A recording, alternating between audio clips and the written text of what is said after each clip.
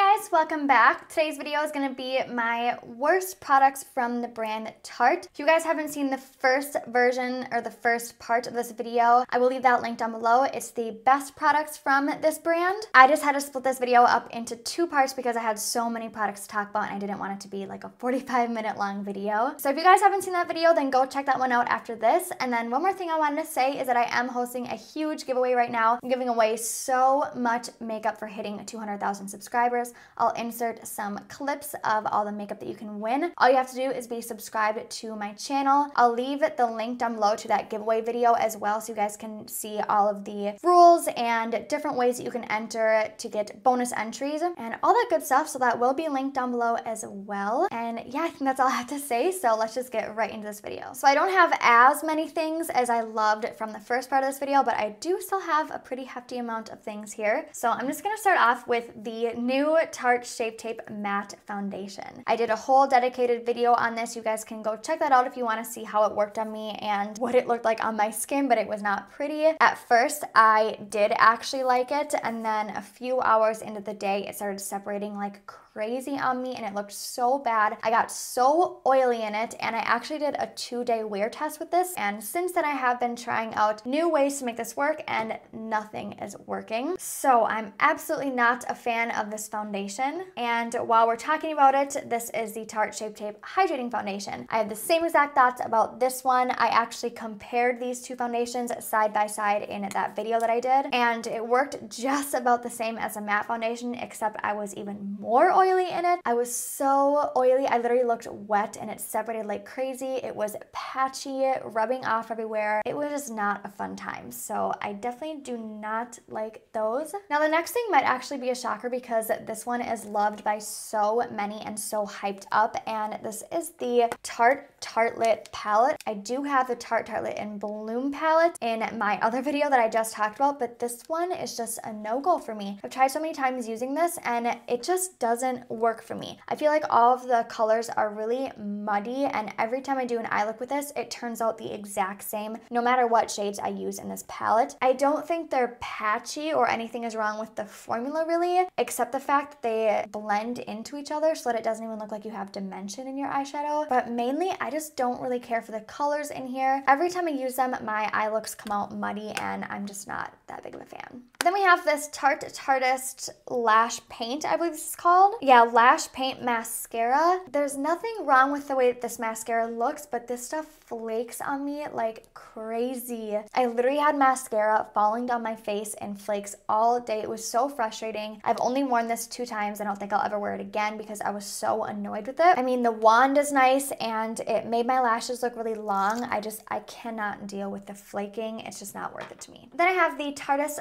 Pro Glow Liquid Highlighter. This one is in the shade Stunner. So I'm actually wearing the powder version of this highlight on my cheeks right now, and it's one of my favorites. I mentioned it in my last video. I think the shade is stunning and it doesn't enhance my texture. Super blinding and super pretty. Now this, on the other hand, I thought I was gonna love this because I loved the powder version, but this is so glittery and chunky. It looked awful on my cheeks. It enhanced every single little bump, every ridge I had in my cheek that I didn't even know I had. That's what it looks like when it's swatched, so it does look super pretty. Maybe if you don't have as textured skin as I do, you would like that, but I can't get down with all that glitter in there. It just does not look good on me. And also, liquid highlights are a little bit harder to work with. I do love cream highlighters because you can press them in with your fingertips and it's just a lot easier to use, but liquid highlights on the other hand are a little bit trickier because they can leave like harsh edges if you don't blend them out quick enough, and it's just not my favorite. I mean, the shade is beautiful. You can't deny that. It just did not work on my skin. The next thing, I don't even have a cover for it, but this is the Filtered Light Setting Powder. This looks so bad on my skin. I've tried this so many times, and I thought the first time I used it, I was just really dry and it looked really bad on me, but I've used this multiple times and tried to get this to work, and it just looked awful underneath my eyes. It also has a very strong yellow tint to it. You can't really tell on camera, but when I set my under eyes, it almost made them darker because of how yellow it was, and you could clearly see a yellow cast underneath my eyes. It is a very finely milled powder too. It feels like silk, which you'd think would be good, but it just looked really, really bad on the skin. It enhanced every single little line that that I didn't even know I had. It made my under eyes look so dry and crepey and just like alligator skin, and the color is just not good.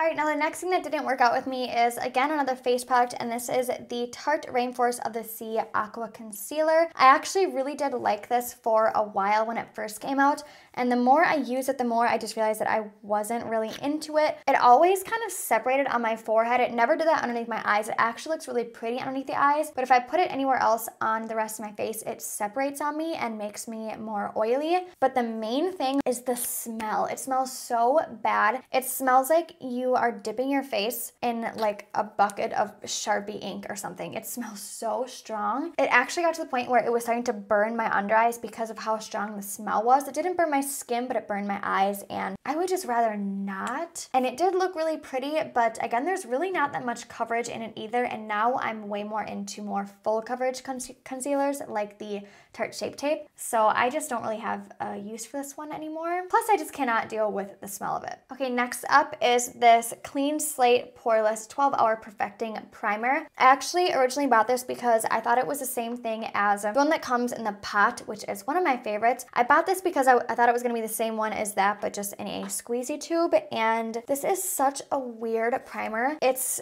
clear, like completely see-through. I don't know why I'm trying to show you guys if it's clear, but it just has the weirdest texture. It feels really soft and silky, but it's almost like too much. And it feels super, super greasy on the skin, and that feeling doesn't go away. I felt like when I would use this, it was just so greasy and slimy that my foundation just sat really funny on top of it, and it also I have some dry patches on my chin where my acne is. Don't usually have a problem with it, but for some reason it was grabbing on all those dry patches, and it just looked awful. It clumped up there, and it didn't really do a good job of filling in my pores either, even though that other primer that I used from Tarte is like amazing at filling in pores. This one did almost nothing, and it just did not work out for my skin. Okay, the next thing is this Tarte Skin Twinkle, and it has the 3 shades in here. I don't know what it is about this palette, but these highlighters do not show up on me. I've tried so hard to use these. It's just a little bit too subtle for me. I like my highlights to be blinding. I like them super pigmented, super metallic, and these ones are just very subtle. It's just, I put it right there and you can't even see it. It's literally just nothing. Yeah, it doesn't show up at all. And that was the blinding one. You cannot see that at all. It doesn't show up, and I just don't really see a point to it. Now, the new one that they came out with, it's not really that new, but I just got it and I used it one time and I really like that one, but that one is just a no-go for me. Okay, then I have this Maracuja, I don't know how to say it, C Brightener Eye Treatment. So this is a very thick under eye treatment cream. I did like this for the first couple of days that I used it because it is pretty hydrating, but this gave me milia.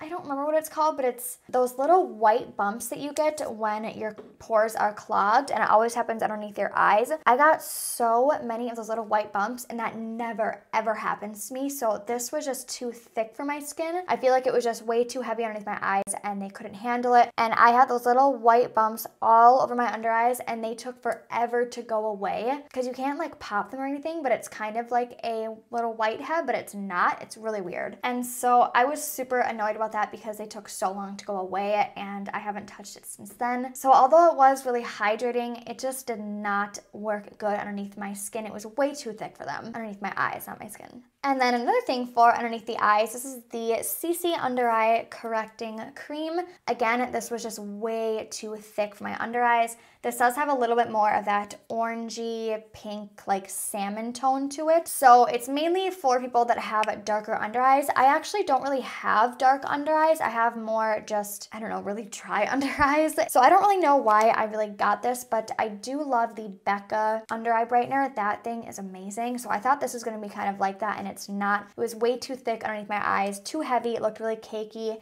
It made my makeup crease really, really bad on top of it too. Okay, another foundation. I didn't even remember that I put this up here, but this is the Clay Stick Foundation. I've only used this a couple times and I can't use it. It makes my texture stand out so much. Sometimes stick foundations just enhance my texture like no other. I can apply it with a beauty blender, a brush, and nothing helps. It just kind of clings on every single little bump on my cheek area. Since I do have dehydrated, oily skin, I do get some dry patches, and that was just so bad looking over anywhere that I had a dry patch. Also, I got really oily in it and it did separate on me and it looked pretty cakey on me. I have seen some people really liking this though, even people that have the same skin type as me. So again, when I'm talking about any of these foundations, I would still try them out for yourself just to see how they would work on you, because everyone's skin is different. But for me, that one was a definite no-go. Okay, and the next thing is this Rainforest of the Sea Radiance drops. I don't really know what I was expecting when I bought these, but all I know is that they did absolutely nothing for me. I think I thought they were supposed to be a liquid highlight or something along those lines, and it's actually like an oil. I don't know if you're supposed to mix this in with your foundation or put it on your skin. I've tried both and neither worked for me. When I put it on my skin underneath my makeup, I let it soak in for like 15 minutes, and every time I used it, my makeup would not go smoothly over top of it. So it didn't work like that. It looked awful when I mix it in with the foundation. That's what it looks like on the back of my hand. So it really doesn't even give like, I mean, I guess it makes you look shiny, but that's because my hand has oil on it. But once that soaks in, it just goes away. And I don't know, I just feel like it doesn't really do anything for me. Maybe if I can find a way to use this better, then I will like it, but I just feel like it's kind of, I don't want to say pointless because that sounds mean, but I don't have a use for it. Okay, and then I just have two more things, and this one is the Poreless Mattifying Primer. This looked so bad on my skin. It's another one of those weird clear gels. It looks almost exactly like that other primer that I showed you, but it's a little bit more cloudy, and it has that same exact weird greasy feeling to it that it actually rolled off of my skin. Even if I just patted it in and then put my foundation over top of it, it would literally take off my foundation. It's supposed to be a mattifying primer, which is weird because it feels so greasy. Just a weird primer. It didn't work for my skin. My skin is very temperamental, so a lot of primers, foundations, and stuff like that does not work out for me. Yeah, that one was just a no-go, mainly because it just rolled off my skin and it didn't even stay on. Okay, and then the last thing I have to talk about is the Tardis lip pencils. I have only one of these, and this is in the shade Boho. I thought that I was gonna love these because I thought they were gonna be really creamy, and that's the shade right there that I swatched. It's a really pretty shade, but there's hardly anything in here, so it doesn't last a long time. They're also very drying on my lips too, so when I put them on, I literally could feel it tugging on, which isn't that bad if the lip liner is going to tug, because the MAC lip liners, they do tug a little bit, but this one was dry to the point where it was kind of rolling off in little balls on my lips, so I just was not a fan of those. And that is everything. Oh my gosh, I've been filming for so long, my voice actually hurts, or my throat hurts. But I hope you guys really liked this video, and I hope it helped you guys out in case you guys were looking for some new products to buy. But I say this all the time, just because I don't like something doesn't mean that you won't like it too. So even though I am saying that these products didn't work out for me, I would still give them a try if you guys really want to. And yeah, I think that's all I have to say. Don't forget to enter my giveaway, and thank you guys so much for watching. I'll see you guys in my next video. Bye guys.